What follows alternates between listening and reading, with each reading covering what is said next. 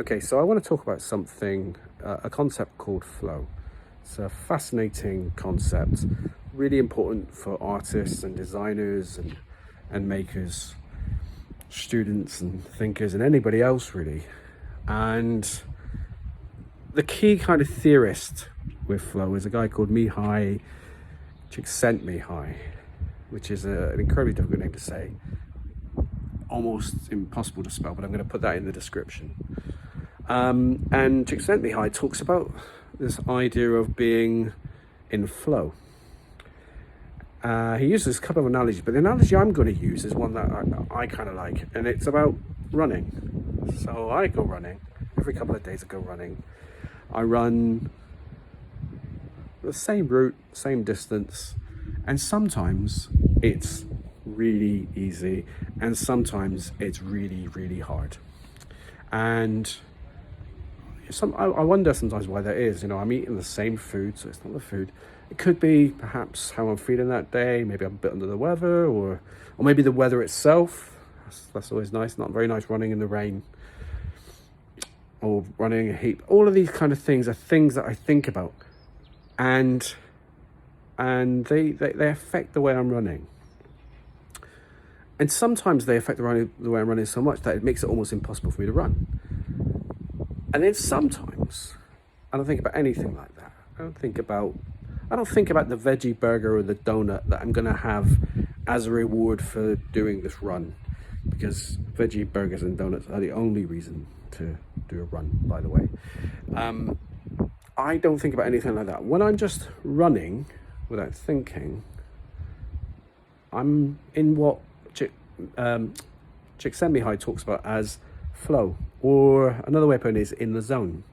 So if I'm running and I'm not overthinking my breathing and I'm not overthinking my steps or my pace, I'm just running without thinking. I might be thinking about other things.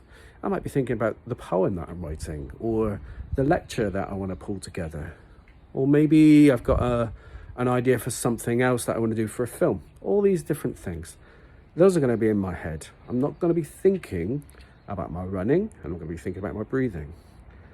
And now I'm in the zone. Okay?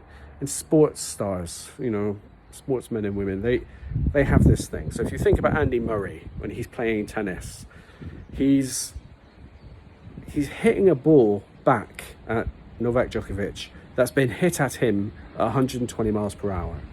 If he was to think about that, he'd never meet that ball. But through being in the zone, through having practiced and played those games over and over and over, he understands what he needs to do to return a ball when Djokovic's body is in a certain position.